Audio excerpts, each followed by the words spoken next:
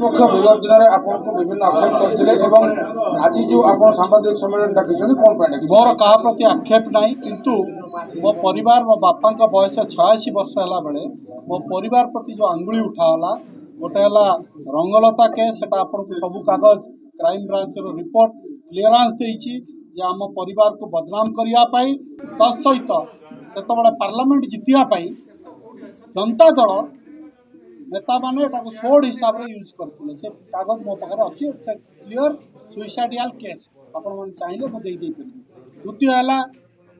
जो बरपदा engineering college मुझे माध्यम भद्रकवासी तरफ हाथ जोड़ी निवेदन करुच्ची सर्वोच्च नेता भारतीय जनता पार्टी मनमोहन बाबू को दयाकोरी आपण जो मैनिफेस्टो कहते डिक्लेयर करते जे ताकू सरकार नहीं जीवो बरपदा इंजीनियरिंग कॉलेज को दयाकोरी बरपदा इंजीनियरिंग कॉलेज को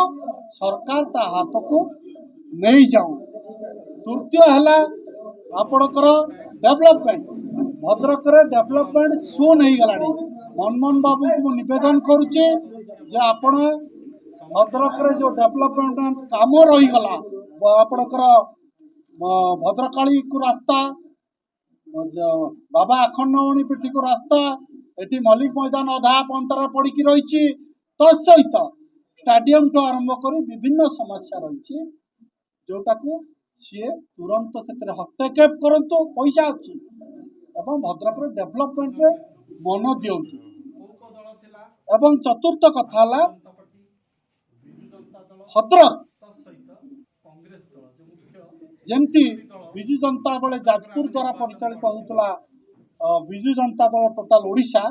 सेमिति एबे गर्व लगुच भद्रक जड़े नेता द्वारा पूरा परिचालना होउची ओडिशा तेणु भद्रक जहाँ जहाँ अनीति दुर्नीति जहाँ जेल पुरैब कौ नेता को पुरैबा कथा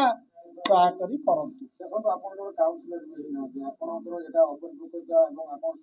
पूर्वर कही बापा रिटायरमेंट पर मु एक्टिव सीधा सड़क राजनीति को आसली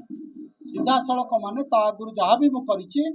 बापा को साहाय्य करने राजनीति थी भद्रक कौटी कौन असुविधा सुविधा है बापा कही से काम कराए किंतु 2019 से रिटायरमेंट कले राजनीति मु प्रत्यक्ष राजनीति आसी एवं सी जो प्रश्न करुचन जे काउंसिलर आ सरपंच नहले प्रश्न करेंगे ये आपण को आंगुली देखला आपण जो सांबादिक काली आप प्रश्न करें गोटे बुद्धिजीवी प्रश्न करें गोटे सचेतन नागरिक प्रश्न करें ये है अपरिपक्वता मोर नुहे आउ जदि ए परिवार माँ कौन सरपंच ही ना बापा थिला बेले भाई केबे चेयरमैन है बा चेयरमैन बेले